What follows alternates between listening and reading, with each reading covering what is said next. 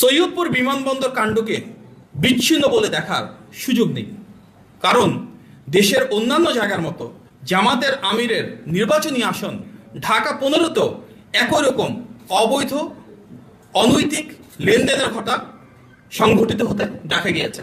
আমরা আজ সকালে গণমাধ্যমে দেখতে পেলাম সৈয়দপুর বিমানবন্দরে ঢাকা থেকে যাওয়ার পর নগদ অর্ধ কোটিরও বেশি টাকা সহ ঠাকুরগাঁও জেলা জামাতের আমিরকে আটক করেছে পুলিশ, যেখানে নির্বাচনে অবৈধ অর্থনৈতিক লেনদেন প্রতিহত করতে সকল ব্যাংক, অর্থনৈতিক প্রতিষ্ঠান, ব্যবসায়িক লেনদেন ও কার্যক্রম বন্ধ রয়েছে।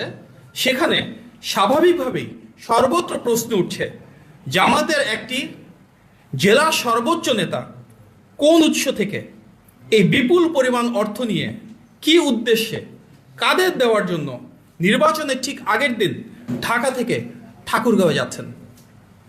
টানা 4 দিন যেখানে দেশের সকল ব্যবসায়িক কার্যক্রম বন্ধ রয়েছে, সেখানে এত বিপুল পরিমাণ অর্থ কোন ব্যবসায়িক প্রয়োজনে ব্যবহৃত হতে পারে সেটি বোঝার জন্য বিশেষজ্ঞ হওয়ার প্রয়োজন নেই। স্পষ্টতই আচরণবিধির এই লঙ্ঘন গণবিচ্ছিন্ন রাজনৈতিক দলটির দেউলিয়ত্ব ও অনৈতিক প্রভাব বিস্তারের চেষ্টা প্রমাণ করছে। যারা ইনসাফ প্রতিষ্ঠা ও দুর্নীতির বিরুদ্ধে বয়ান তৈরি করে, তাদের কাছে প্রশ্ন করা যেতেই পারে, টাকা দিয়ে ভোট কেনা তাদের সেই দুর্নীতি বিরোধী বয়ানের সাথে কতটা সঙ্গতিপূর্ণ। সৈয়দপুর বিমানবন্দর কাণ্ডকে বিচ্ছিন্ন বলে দেখার সুযোগ নেই, কারণ দেশের অন্যান্য জায়গার মতো জামাতের আমিরের নির্বাচনী আসন ঢাকা 15তেও একই রকম অবৈধ অনৈতিক লেনদেনের ঘটনা সংঘটিত হতে দেখা গিয়েছে। আরও দেখা গিয়েছে কুমিল্লা, নোয়াখালী, খুলনা সহ দেশের অসংখ্য জায়গায়।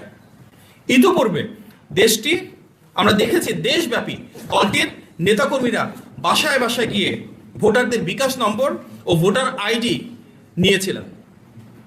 তবে বিকাশ, রকেট বা নগদের মাধ্যমে এভাবে অবৈধ অর্থ প্রেরণ বা জান্নাতের টিকেটের প্রলোভনকে ধর্মপ্রাণ দেশবাসী ইতিমধ্যে প্রত্যাখ্যান করেছেন।